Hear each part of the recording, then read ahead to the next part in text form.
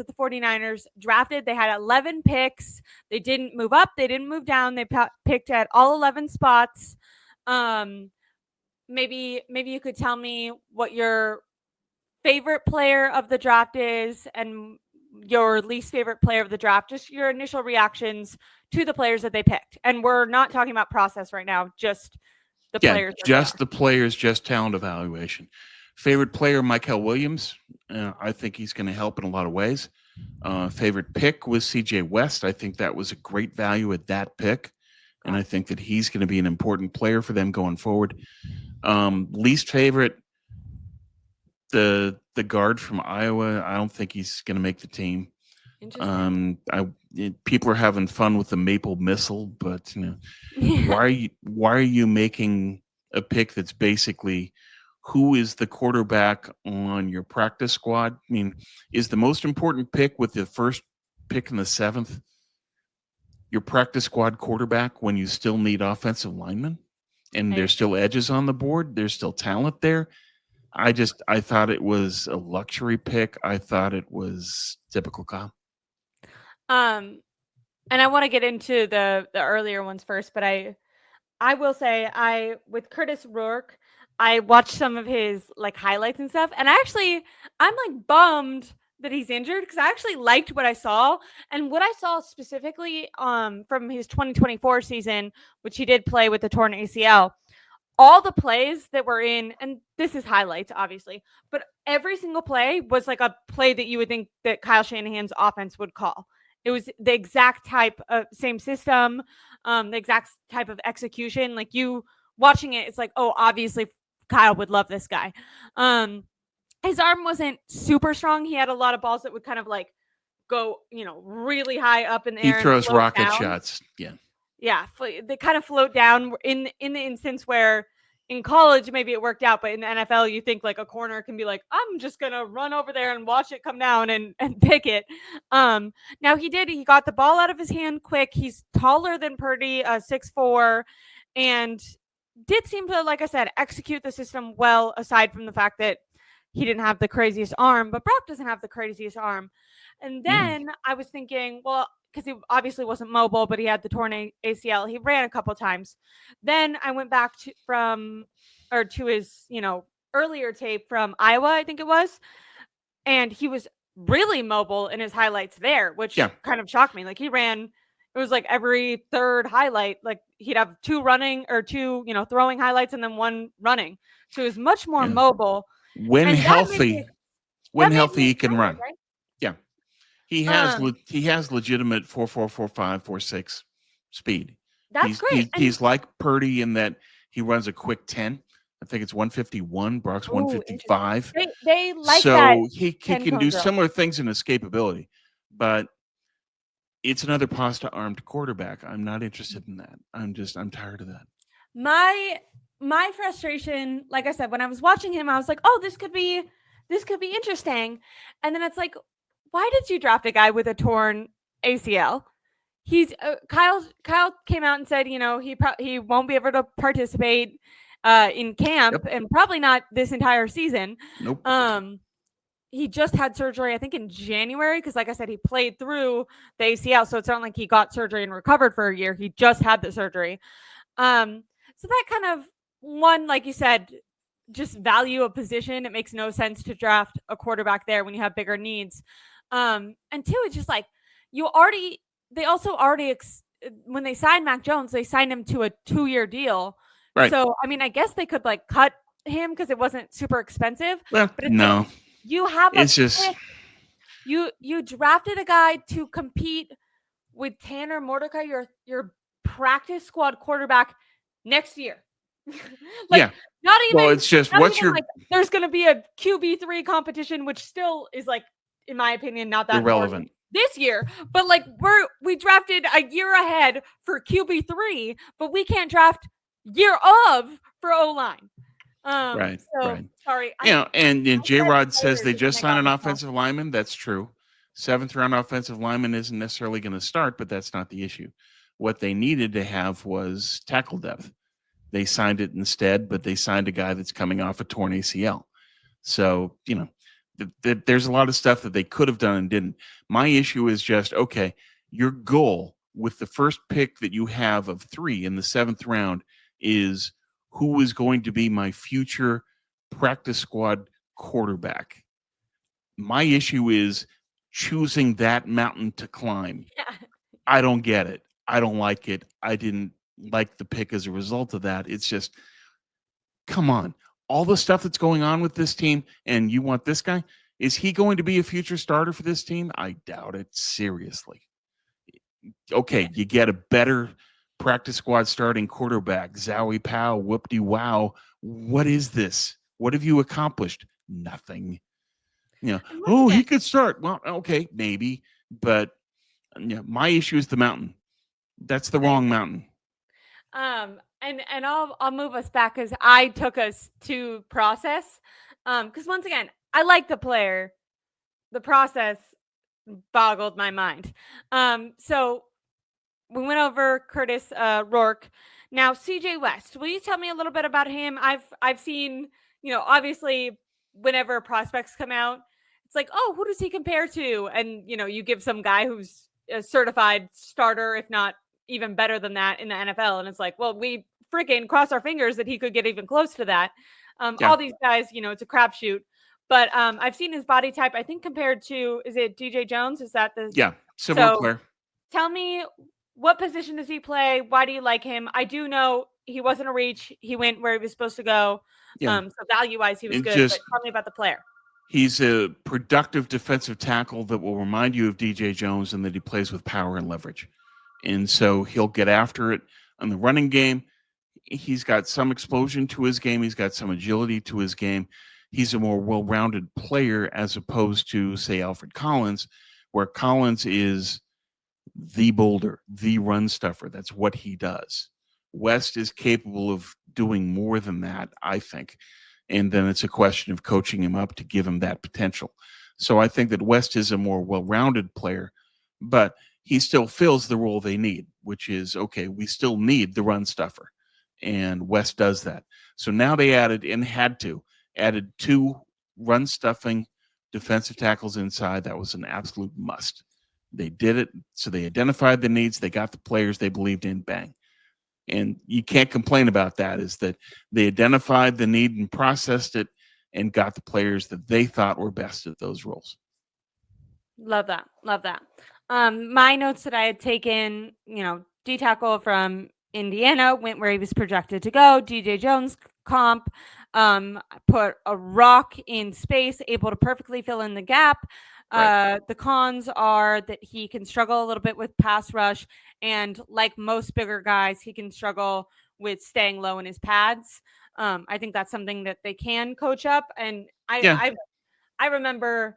Now, obviously, Javon Kinlaw had the knee injuries, but that was something that they talked about with Kinlaw. It's something they talked about with Armstead. I think with really bigger body guys, it's kind of a consistent their entire career. They have to work on pad level, just Yeah. because it's a lot of weight to be holding in a squat that whole time. Right. Though he's not as big as Collins, so that's not as much of an issue for West. Good. But yeah, he'll have to play with lower leverage, but I still think that he's got sufficient power in his game that And you think he's got something to work with that they can build on. do you think that it's possible, and we're projecting, but he could be a starter this year for the defense? Yeah, he could. Love that. Love that. I think that about a lot of our younger players, which is nice and shows that Robert Saleh has a lot of confidence in himself and Chris Kocurek to kind of coach these guys up and play them. We've for years now, I think you and I, as long as you and I have streamed together, we've talked about wishing that on the offense they would kind of give these young guys a chance to really be out on the field and grow and develop. Still not really happening on offense, but happy that Robert Saleh has that same mindset. Little bit, will you just tell us how you feel about Williams? I know you said you like the pick, but I haven't talked to you since it happened. So okay, sure. Williams was arguably the best edge at setting the edge in run defense in college last year. And he's had that role. Yeah. He's really long. He's got great athleticism, ideal size. So he projects well as a run stuffer on the edge. And there are some great articles. Max Toscano has one on Twitter now about how, especially for the wide nine, the most important element in run defense in the front line is edge setting outside. He says that's the vital component. Given where offenses are headed with compact formations and multiple guys and that sort of thing, where they can come at you with different sets or run different things out of the same formations, that you need to have somebody like a Mykel Williams to stop the run. And he can do that. The other value is that he can come inside to pass rush on 3rd and long. And Williams had success. Kyle pointed this out in the press conference. He's had success against guards in pass rushing. And so if he can develop that skill, then that's a needed piece because they didn't draft a pass rusher otherwise. Yeah. Both defensive tackles are not sack artists at all. The cons that I wrote for both, and I like the defensive picks because I think stopping the run was the biggest weakness when it comes to defense. But yes, I've been like, that's going to be a lot of pass rushing on Nick Bosa, which I think, we're paying, the 49ers are paying him to do, but it's nice to know that there is an area where this guy could grow and develop that side of his skill set. Right, and that's why he's getting Eric Armstead comps. Armstead early did the same thing where he was an outside-inside player until they moved him inside permanently. So Mykel could do that where he can say, okay, I'm going to set the edge and defend against the run outside until it's passing downs, then I'll work inside. And they need that inside pass rusher. If they can develop that part of his game, that can set up Bosa. The problem is that then you need who's our other edge. If Mykel goes inside, who does that? As Leon says in the chat, Yeturgos Matos is probably the candidate that they could look at as somebody that can play inside, outside, that they could move to edge. They could also look at Sam Aquano. But I think that one piece they're probably going to look to add, just like they did today at tackle, I think they need to add a pass rusher that they can bring in that's a designated pass rusher on 3rd from the edge, especially if the plan is Mykel moves inside. You're going to need somebody that's a speed rusher outside on pass downs because the Niners last year got killed by that. They were 25th in the league at 3rd down conversion rate against. So they've got to improve the pass rush, and that's a piece that didn't come from this draft. They didn't get a pass rushing edge. So what Saleh did instead was he added Nick Martin, who was a great blitzer when he was healthy at Oklahoma State. He had 6 sacks, 30 pressures on 98 pass rush snaps when he was healthy in 23. He's a great blitzer. And so Saleh's going to have to do that. He's going to have to look at blitzers until he has another edge that's a designated rusher on the outside. So Pinnock, the safety that they signed in free agency from the Giants, he had 3 sacks last year. Pinnock, Martin, those are guys they're going to have to look at to blitz. Saleh's going to have to send 5 people until, or hopefully they add a designated pass rusher outside with some speed. I love it. I liked the Nick Martin pick. It was more of a reach, but I feel like he was projected to go later because he's smaller, and Robert Saleh doesn't care about his linebackers being smaller. So I think that when he looks at Nick Martin, his production, he sees kind of like a K1 Alexander. I was looking at their draft profiles, and when K1 was drafted, he was only 5 pounds, larger than Nick, and I think like an inch taller. So really similar body style. Kyle Posey, I mentioned him earlier, did a breakdown of some film, obviously not all of it, and really praised Nick Martin for his blitzing ability and coverage ability and his instincts, speed, explosivity. Now his speed could sometimes, and I'm paraphrasing a lot of what Kyle Posey said, but his speed can get him in trouble sometimes because he'll miss tackles. But he had, 400. He had 140 tackles last year, 83 solo tackles. That's very. I think Robert Saleh feels like under their development, and I defer to thinking that Robert Saleh knows what he's talking about when it comes to linebackers. That's kind of how I feel. That's his thing. Well, and Johnny Holland, the linebackers coach, same thing. Is that the wide nine can use linebackers that are smaller because basically they want heat-seeking missiles. It's the defensive line occupies the offensive line. The linebackers then read the play, shoot the gap, missile launched, bang. That's what they Now, want. So they can do that. That's their blueprint. Is we want violence and speed at linebacker, and that's what Nick Martin provides. now I have a question it's very like shows that I'm amateur. So don't laugh at me, but maybe some people in the chat were wondering the same thing. Nick Martin played Mike linebacker in college, where he had all this production, and I just don't know.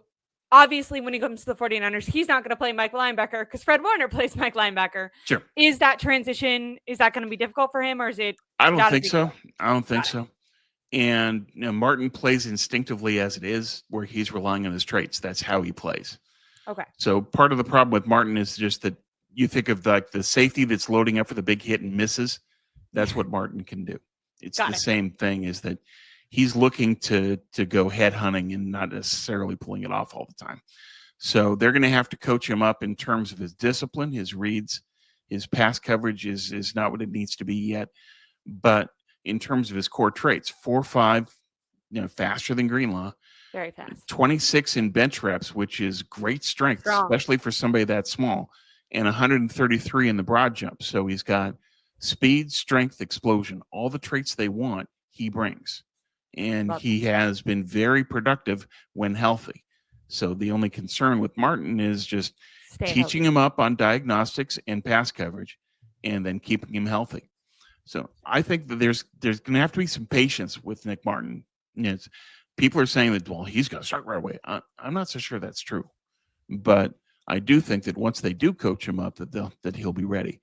Linebackers are taking a longer arc to develop now. There's a lot of linebackers that take 3 years, 4 years. I've heard Look at D. people talk Winters, where he had all the physical traits and it took him a while to get to the field. yeah. The other player that I think is being forgotten in the mix here is Robinson. That he got hurt early, and then we just kind of forgot about him. And he made a lot of progress last year until he got hurt in the exhibition season. I think that Curtis Robinson is going to be a player for them, and Got he's it. going to contribute. People are forgetting about him. He's flying under the radar. I think he's ready. I don't think that Martin will be. He'll be a contributor on special teams right away. He might be used in blitz packages immediately, but D. Winters was also a blitz specialist at TCU. They set him up for sacks also. I think he had 7 sacks his senior year at TCU, and it was all out of blitzes. So we'll see how it all goes. Sorry, I just read the most intense comment from Tina, but we'll get to you in 1 second. I liked what Leon Sandcastle says. They want to bring back swarming to the football that they've lacked the last 2 years. Great point. Yes, True. they literally used the word swarm to the football when talking about multiple of the defensive linemen that they went out and got. And for the most part, I'm very, very happy with their first 5 picks. Like I said, Martin was a guy that some people were a little bit more down on. I really liked him. I love that they got a lot of youth. They got a lot of faster guys. They got a lot of strong guys. When we were talking about, not to go back to him, but Kelvin Banks, it was like, okay, this is a really big guy, but he actually doesn't have that much strength. Where a lot of these players that the 49ers went out and got, they're like compact. They're kind of smaller, but really strong for their body type and their size. Exactly. And that's something that Saleh values. Because people can say, well, the linebackers, the Niners always take these guys that are too small. But look what Saleh did last year with Jamie and Sherwood. Sherwood was a converted safety, and he was one of the league leaders in tackles. Saleh knows how to use these guys, even if they're small. Yes, absolutely. So I feel like I've given a lot of praise because, like I said, my initial reactions have been really positive to these guys. The one guy that I kind of don't understand, and when I look at his speed and stuff, I guess I can see it, but we're talking about positional value and the fact that they did need an offensive lineman. Jordan Watkins, when they made that pick, he was first of all drafted like 300 spots too soon. But I try to give the 49ers grace when it comes to the big board and reaching, because in the Kyle Shanahan system, his system is what matters most. So if they find a guy that fits their system, maybe for other teams he wouldn't be as valuable, but he's more valuable to the 49ers because they're not going to adjust their scheme. Other teams might go get a better player and they're going to say, we're going to adjust what we do to what this player's talents. The 49ers need to get a guy who fits their system because we've seen they don't adjust well. So my cons with Jordan Watkins is, one, they've kind of already drafted wide receivers with this body type before. He's a smaller speed guy, and the 49ers need speed. So I'm not saying that's bad, but he's kind of like Jacob Cowing. And so I'm like, are you already out on Jacob Cowing? And if you're already out on Jacob Cowing, who was Jacob Cowing? Jacob Cowing was kind of like a Danny Gray, and Danny Gray's not even on the team anymore. So like, I've given Kyle a lot of credit. Some wide receivers he goes out and gets, and they become excellent. I mean, think about what they did with Debo and how they, utilized him to the best of all his different aspects. Even Brandon Ayuk, they've been good with certain wide receivers. The smaller speed guy, if this really is like kind of a Jacob Cowing replacement, that's now the third guy of this prototype that has not worked out for them. And when he was drafted, there was still offensive guards that were on my board that I thought they could have gone out and gotten. Sure. So I'm not necessarily saying this player's wrong. I'm saying this player was projected to go way farther. So perhaps if they loved this player, they could have drafted a guard and this guy probably still would have been on the board for the next 100 picks. So they could have gotten both. Like, I don't know why they went with Jordan Watkins here. And I'm not trying to down this player before we've seen him. Right. No, I get it. I get exactly what you're saying, that you don't need to take this guy now, but it's what they do. We're going back all the time on this is how they go about it. They fall in love and say, I've got to have this guy. They get paranoid that he'll be gone, and they pick him 3 rounds ahead. Now, Upton Stout was 95 picks ahead of the big board consensus. 95, 3 rounds. It's what they do. Leon asked in the chat, can Saleh figure out how to develop Beal? I doubt it. Beal is what he is. Beal, Drake Jackson, you just have to move on. No, yeah. I would rather look into developing Sam Aquanu than Beal. I think that Sam's a better player. It'll be interesting to see, but I have no idea. Really quick, because I do want to go back to the Jordan Watkins and why I think he was the worst pick of the draft. So it was the first time that the 49ers went offense. And when you're looking at their defensive philosophy, they hit the line. They hit what Robert Saleh came in and clearly said, when they said, we're rebuilding our defense, what do you want to do? He went, we need to be able to stop the run. If we're going to get out of our own division, we have to be able to stop the Seahawks, who just added, to their run game. We have to be able to stop the Cardinals, who not only have James Conner, but they have Kyler Murray, who's ran all over Nick Bosa last year in both the games that the Cardinals beat the 49ers. But then, okay, you get out of your division. Who just won the Super Bowl? Philly. If you want to get out of the NFC, you have to go through Philly. You have to go through the Lions, who have, Montgomery and Gibbs. So I understand stopping the run. Robert Saleh said, we need to be a more physical team. We need to get back to our physical dominance. That used to kind of be what calling the 49ers were known for, their calling card, as you say. Then it's like, it's finally, okay, time to go offense. And Kyle, like, in my opinion, you'd be like, okay, my first offensive pick, what's my biggest offensive need? Offensive line. And Kyle went, my first offensive pick, I'm going to go get a toy. I think in your article, you explained it as like a kid coming back with video games when he was supposed to get something from Home Depot or something. I'm messing up the wording, but I giggled. Good. That was the intent. I loved it. What I was setting up is that Kyle is so focused on what he wants that he doesn't care what the team wants or needs. And so what I said was that Kyle's the kid who's told, okay, in the football setting, Go to Home Depot, pick up a couple offensive linemen, and then Kyle comes back with a new PlayStation and the latest version of Madden. Because that's who Kyle is. He takes toys, lots of them, and he hoards them.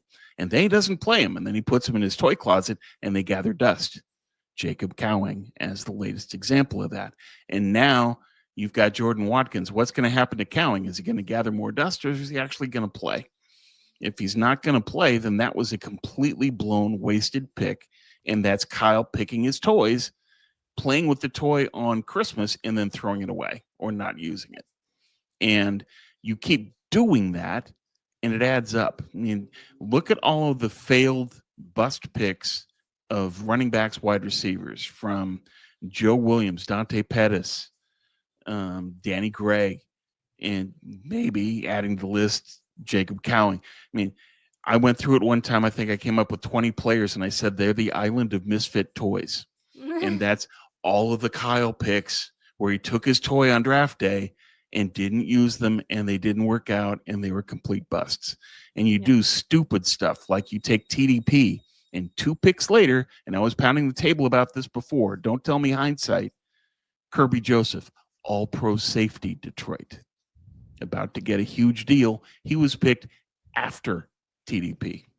And this is the cost of Kyle going after his toys. You have to value the entire draft. You have to use the draft and what the talent is there. That's the key. Now, in terms of reaching, I know that Steve-O says you want value, go to Taco Bell. Great line. True.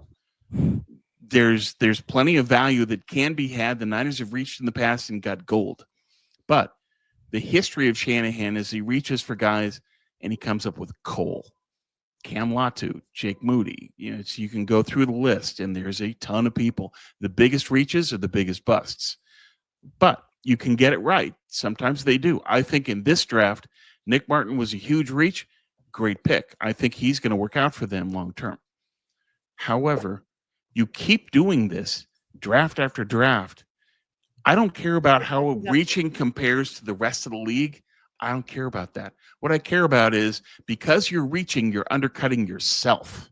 Yeah. You aren't getting the best picks possible at your pick because you're either reaching for toys for Kyle or you aren't evaluating the entire board.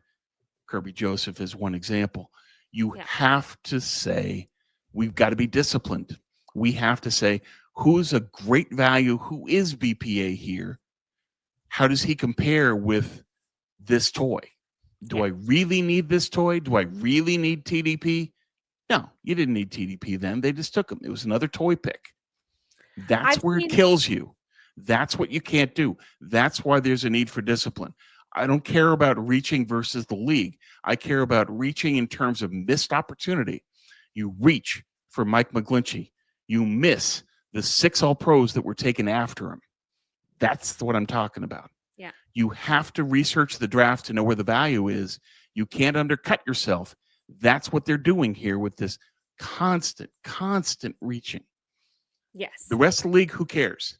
I care about the talent they miss because they reached for something they shouldn't have. Yeah.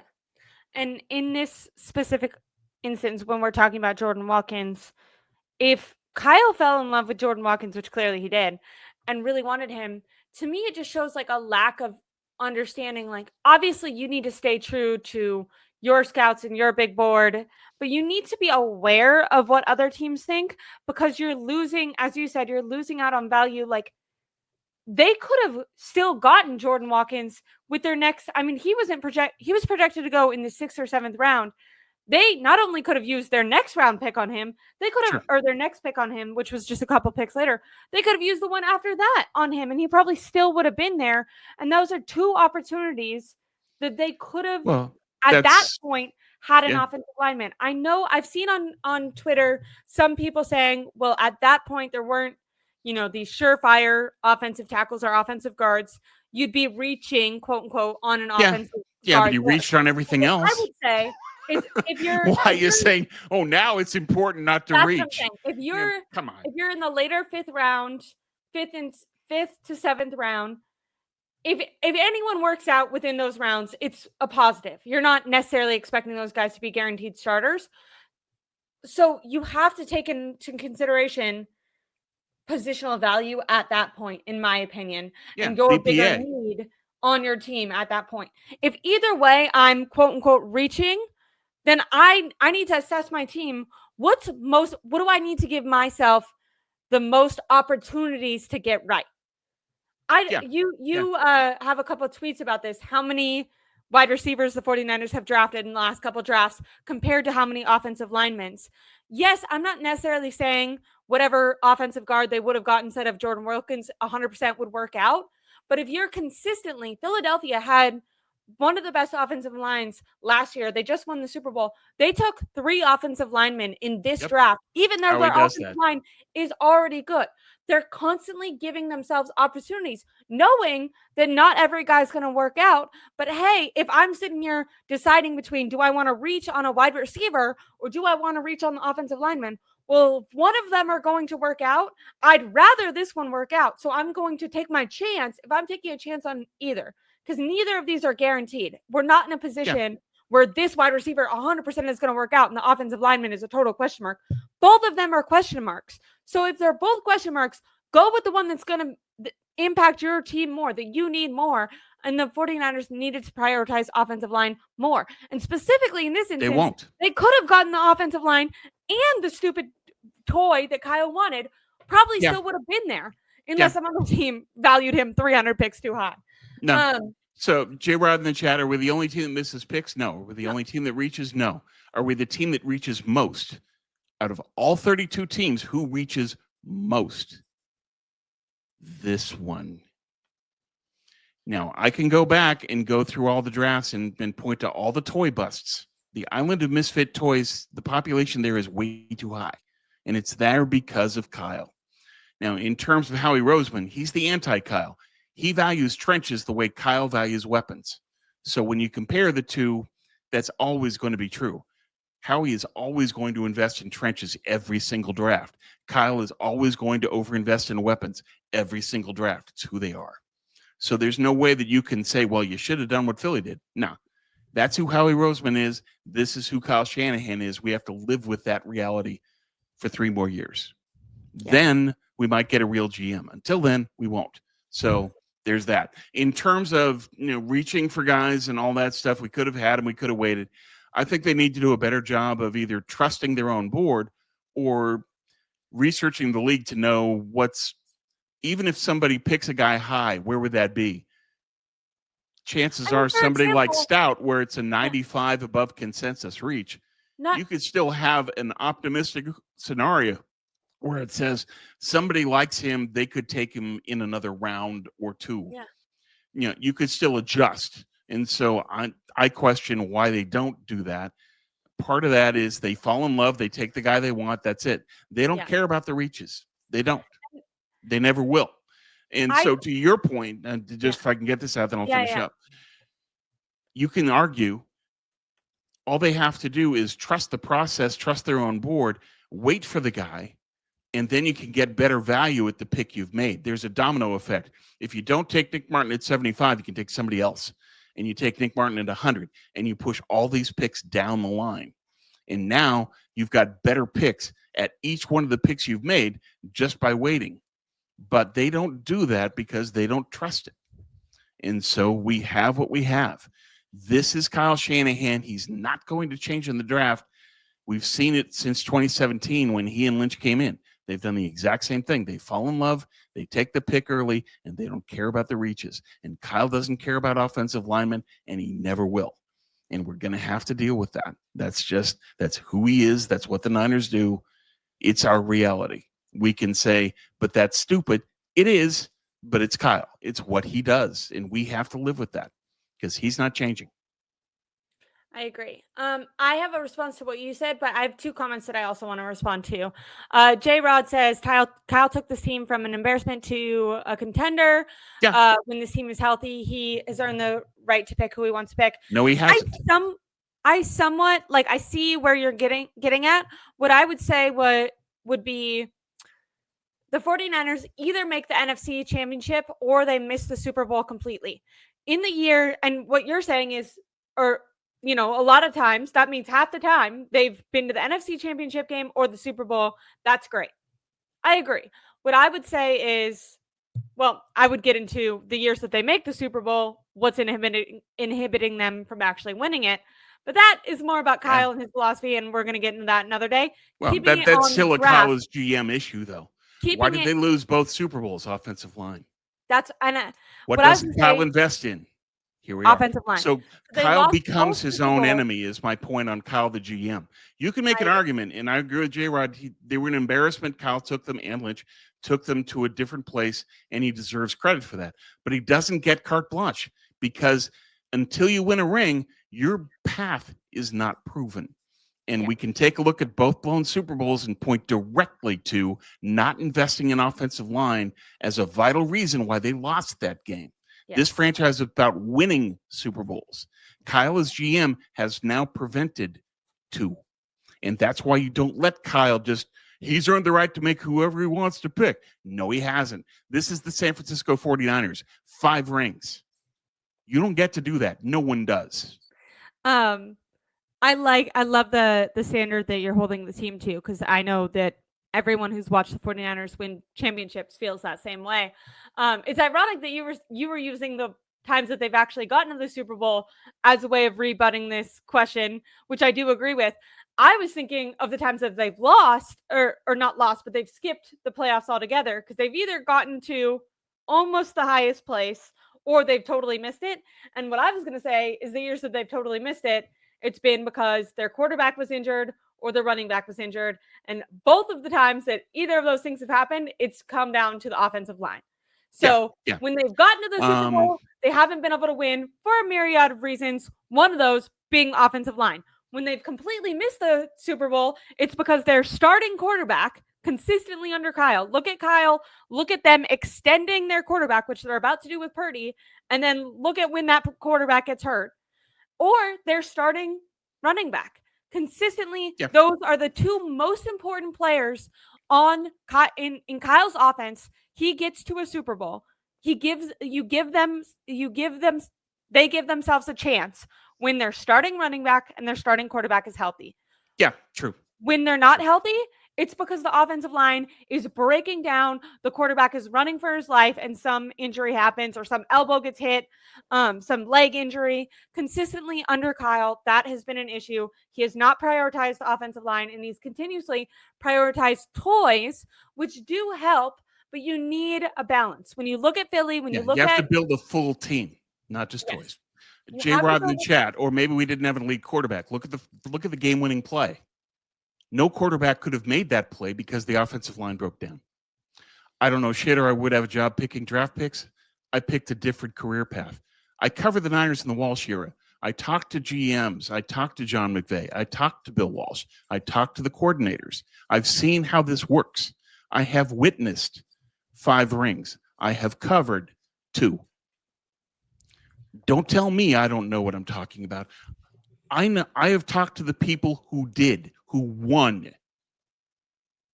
Get out of here with that disrespectful nonsense. I covered this team when they did win. I know what it takes to win a championship. Shut up. And then Steve-O says, even if we picked 2 O-line, people would have complained that 2-line O-line. Okay, I actually read this wrong. I thought that Steve-O was trying to say if we picked 2 O-line late, that people would be mad we he didn't says pick them they'll early. complain regardless. He's correct. Yeah. You're gonna find reasons to complain about. I think what Tom and I are doing right now is trying to accurately dissect the issues and give them praise. We've been live for an hour and 15 minutes, and I think we started being semi-negative like 15 minutes ago. We like a lot of these picks and a lot of the individual players. Yeah, the talent is good. Where we're more trying to cultivate a conversation is when you looked at Robert Saleh, he had to repair this. He wants to repair this whole entire defense, but he went to the line first because the line is most important. When it was then someone's turn, or Kyle's turn on offense, he went to the weapons first, the toys first. And what we're saying is we disagree with that philosophy. We wish and we point to the 2 Super Bowl losses as why. Stephen has a super chat. We lost the Super Bowls because of defense. We lost the Super Bowls because the offense couldn't convert, gave the ball away, and then the defense got tired and was gassed and lost the game as a result. First play of a drive, Jimmy G, pick. One play drive, defense gets tired.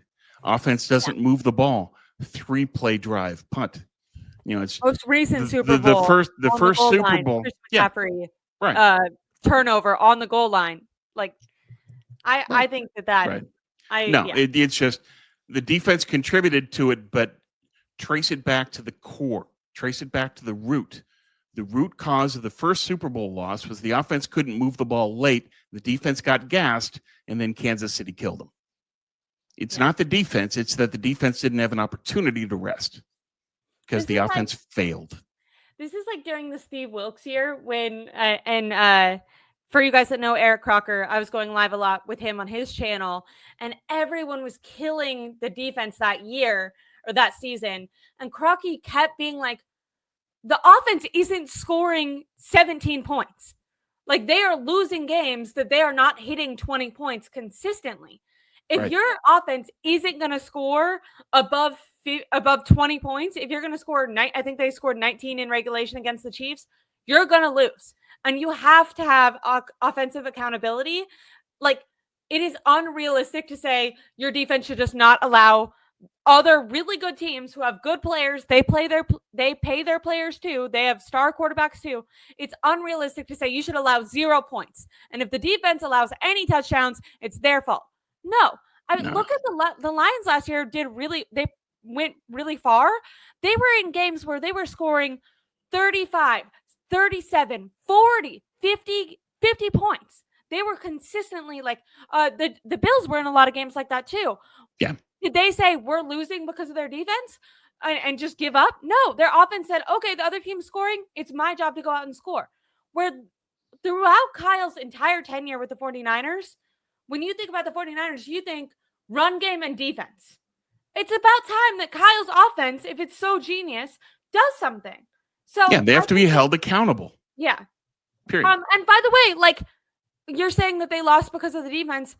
I'm saying there's a lot of reasons they lost, but even if you're right, if let's say you're right, and a big part of it was the defense, they spent the first 5 picks on defense. So they're addressing it in this draft is an issue, and they're going out and making that a strength. Kyle's problem. So if you look at the defensive side, they're taking accountability and they're making a change. On offense, they're not addressing the fact that the O-line is an issue. Kyle and John outwardly in the owners' meetings talked about how they like their O-line. Their O-line wasn't good last year, and they've lost players. It's gotten worse, and it wasn't good the year prior, and they lost. It has been 3 years since they've really added to their offensive line, and it has gotten worse every single year and wasn't good to start with. Yeah, the issue going forward is more dire, though, in that McKivitz is a free agent. Trent, while I think he's going to play throughout his contract, it's possible he retires. And so what are you going to do? And Spencer Burford's free agent too. Imagine that Trent retires, McKivitz is a free agent, Burford is a free agent. Now what? That's the problem, is that you've got nobody that you can now say, okay, we've got someone we've been developing who can now step in and play tackle. It forces the issue. I wrote about this in the article, is that it forces a solution. And that solution might have to be they spend $20 million a year to keep Colton McKivitz. Terrible idea, but because they don't have options, that might be forced upon them. Yeah, they're putting themselves in a predicament where they have to pay a guy who does not deserve that money because they're not developing anyone right now. Because they haven't picked anyone or they haven't signed anyone. But regardless, that's an option for next year, is that they might have to pay McKivitz 20 because they just don't have somebody else that they can turn to. Or they use the upcoming draft in 26 as their version of the 1981 draft, when Walsh and McVay took Ronnie Lott, Eric Wright, Carlton Williamson all in one draft. 3 starters in the secondary from one draft. And I think next year's draft is probably going to have to be the offensive line version. O-line? Yeah. Yeah. Is that they're going to have to just go to town at the offensive line to deal with this. They've kicked the can down the road for years, and they've got nothing to show for it at tackle. And now the bill is finally coming due. McKivitz free agent, Trent 1 year left after this season, maybe. You have to do something. So either they have to load up on offensive line in the next draft, or they have to sign McKivitz for way too much money, or they have to do both. And this is what happens when you ignore the offensive line for so long, because next year they can't ignore it anymore. They don't have The anyone market in is the the market's developmental phase. forced upon them, and they don't have options. Does anyone here want to pay Colton McKivitz $20 million a year? No. Are they going to end up having to do that because they didn't add any offensive linemen for years? Yeah, maybe. Tom, don't say Tom. Don't speak that into existence. Don't speak that into existence. Yeah, sorry. but- I can be Debbie Downer, and I apologize to everybody for that. But No, it's just, this is the problem. They paint themselves into a corner, and now they're in that corner next year in the offseason. And so they either have to pay McKivitz or they have to draft offensive linemen in bulk early next year. The implication that I got from the talk after the draft is that this was Salah's draft. Next year will be Kyle's draft. And we have to pray that Kyle's draft is going to actually mean offensive linemen, not toys. We've This had too can't many. be another trip to the toy store. It Yeah. has to be offensive linemen. Got to go to the grocery store and get some vegetables, not just candy. Yeah. And I do want to say we're having the comments are going a little bit in on who's to blame for the Super Bowl. We're just having a conversation that the offense is one of the many things. We agree that Brock wasn't the best. The defense did some things. Christian McCaffrey fumbled. I just want to acknowledge. Well, I'm seeing those comments.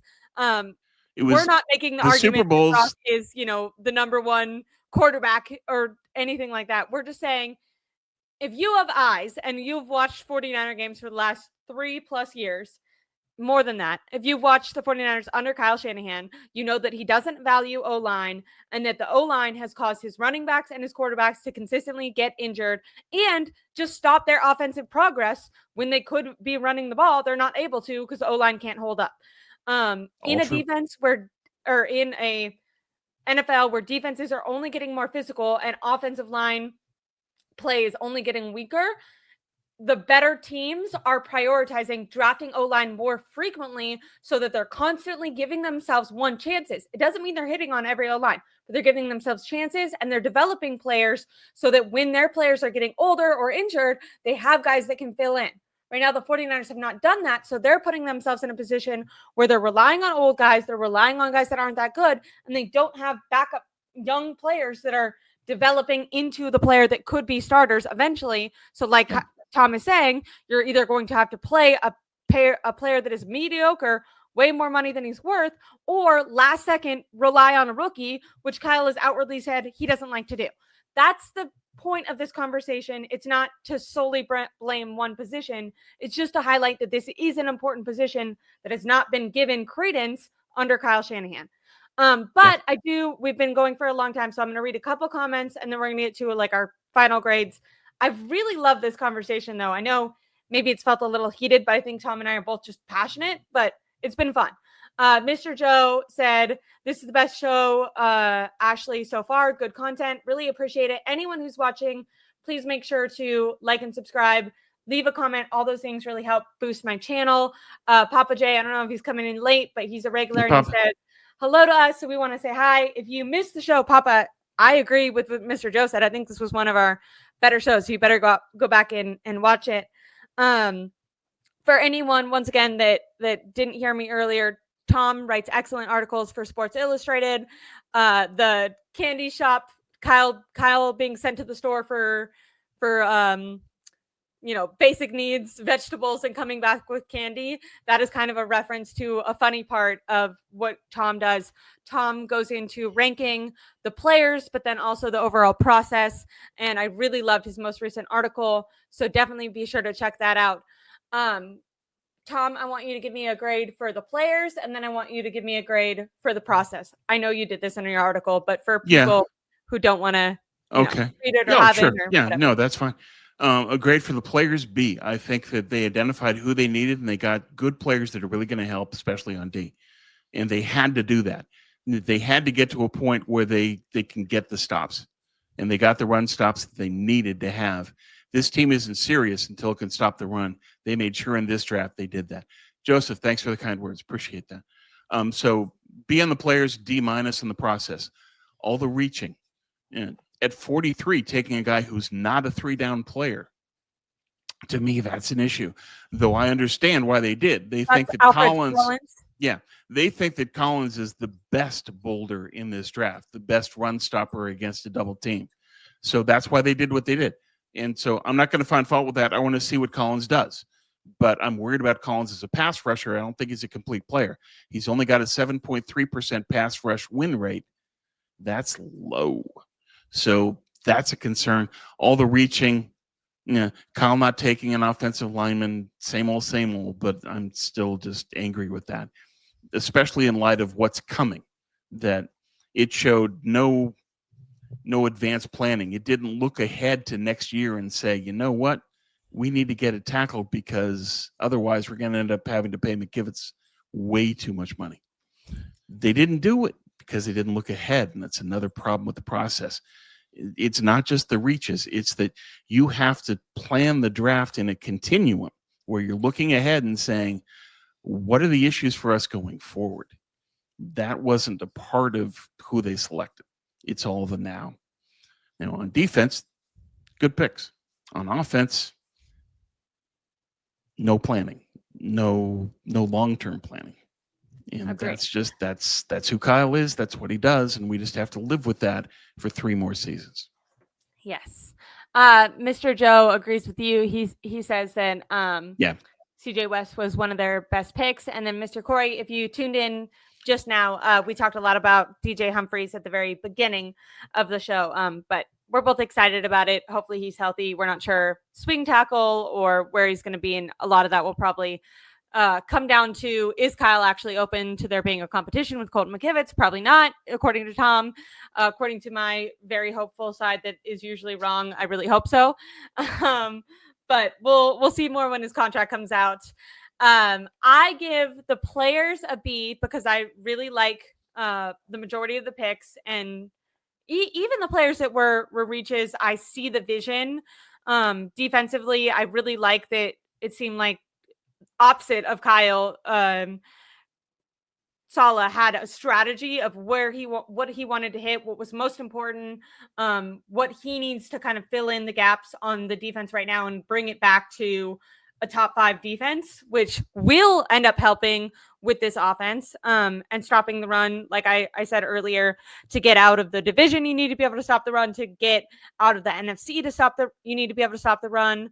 I think rushing the passer, although obviously very important, was more important when quarterbacks were, when you think about like Peyton Manning and Tom Brady, they were dissecting the defense before the snap, and they knew where they were going to throw the ball, and they were just great at execution. Right now, I don't know if quarterback play is down necessarily, or if it's just changed. A lot of these quarterbacks, they don't mind throwing on the run. They don't mind running for yards. So we're headed into an NFL where stopping the run is just as important as sacking the quarterback. If not more. And the 49ers at least have Nick Bosa, who is a sacking the quarterback specialist when he's at his best. When it came to stopping the run, we've been lost for the last 4+ years. So I'm glad that they knew what they were looking to do. And to me, they set out and accomplished that. Obviously, I mean, we don't know if they accomplish it until we see how they. Yeah, we got to see the proof of the field. Sure. They got players that should accomplish that. Yeah. Even their offensive picks, I can see the vision. So I give player-wise a B because I see the needs that they're looking for. I give the overall draft a C because I just can't believe that they didn't, maybe even a C-, because I just can't believe that they didn't prioritize the offensive line. Going into last year, I kept asking throughout the offseason, what is their objective? Why does it seem that fans clearly knew they needed to address the offensive line? And that draft was a tackle-heavy draft, and they refused to address it. Going into this draft, or this offseason and draft, at least going to the offseason, I'm not sure what their objective is. Going to the draft, I think stopping the run was the main objective.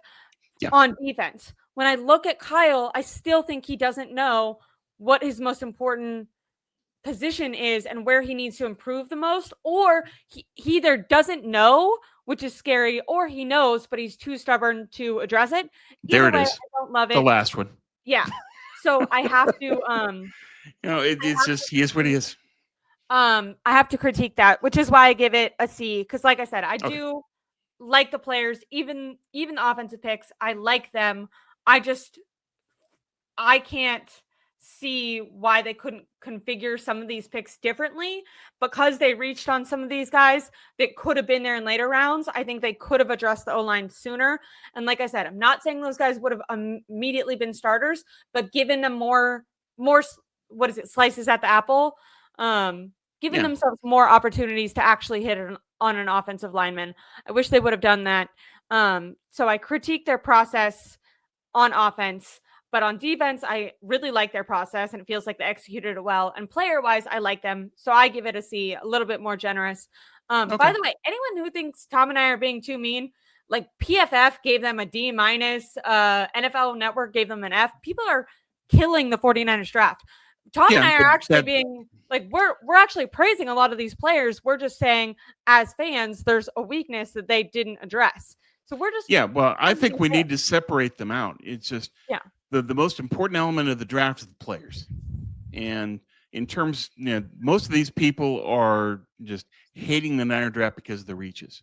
But I referenced Bill Walsh earlier, so I'll say this. Walsh, when was told, we didn't get great player value for this because he was projected to go later, et cetera, and it's basically a reach. Walsh said, I don't care about that stuff. I care about if this guy can play and if he can help my team win. And so to me, given that perspective, you need to break the draft down and say, okay, how do the players fit? How do the players contribute to this team winning games?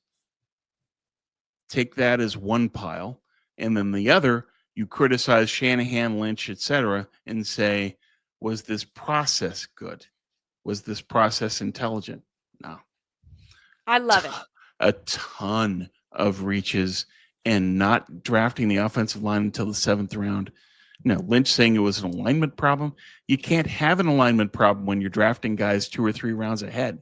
Yeah. It wasn't an alignment problem. This is what Kyle does. This is what Kyle wants. Kyle wants toys. Kyle's going to pick toys. Kyle doesn't want offensive linemen. Kyle thinks it's a strategy to not take offensive linemen in free agency to save cap room and in the draft to get other things. It's a strategic choice by Kyle to ignore the offensive line. Yeah. It's a bad one, but it's what he does. He's talked about the fact that they can save value on the O-line by going cheaper on the O-line before. Right. Now, I'm hoping they change that philosophy, but for people to say that that's not happening, they've addressed the fact that that's happening. They know, like, that has been their strategy. Hopefully they start to change it. Maybe DJ Humphries is a symbol that they're starting to change it. I'm not sure if it is, but we can be hopeful that it is, but we're not going to ignore that at least up until now, it has been that way, and the future is to be determined, but the draft didn't show that there's much of a difference. I am going to wrap this up, but I'm going to read the last super chat. Stephen Mock, give us a lot. I feel like you've been mad at us, but you've given me 3 super chats, so you should come back anytime. I really appreciate that part of it. Yeah, no, it's good stuff, Stephen. Yeah, people said the same thing about the Warner pick. I think you're referencing the reach. Tom and I kind of addressed this. The player is the most important. If any of these or most of these players, if 8 out of 11 of these players end up being starters or impact players in some way, it's going to be looked at as a wonderful draft and people are going to love it. Last year, they said there was a lot of reaches. We referenced that as being one of the better drafts. When we do talk about reaches, as Tom said, I think about 30 minutes ago, though, there is, if you're consistently reaching, you are missing out on picks that are valuable. And maybe you could have gotten that. Like, what if George Kittle is a pick that they got in the 5th round, so good value, and he turned out great. If you would have drafted George Kittle in the 1st round, he still would be a great player. You'd be like, oh my God, this is awesome. But what the 49ers are doing, it's like, or what they just did in this draft, it's like you drafted George Kittle. So whoever you drafted in the first round is now gone because you used that, you went out and got him with the first round pick. What you could have done is drafted someone else with the first round pick who maybe will be good, maybe won't be, but maybe he'll work out, and then still went and got George Kittle later on in the 5th round when he was supposed to go. So what we're saying isn't that these players are going to be bad. It's that you can get that player later. Why not give yourself an opportunity to hit twice instead of reaching on a player earlier? I hope that makes exactly sense. Right. Yeah. Got a piece, so I'm going to close what this what it's about is the opportunity cost of reaching for a player when there might be better value on the board at the time, but it doesn't fit either how your board is set up or your draft strategy. But there needs to be the option of taking a look at the board and identifying that guy's great. We need to take him. And so there needs to be some way of setting up a flag or something where it's just, whoa, this guy is amazing. We need to take him. I know we wanted to take TDP, but this Kirby Joseph kid's too good to pass up. There needs to be that kind of thinking in their draft process. It's not there right now.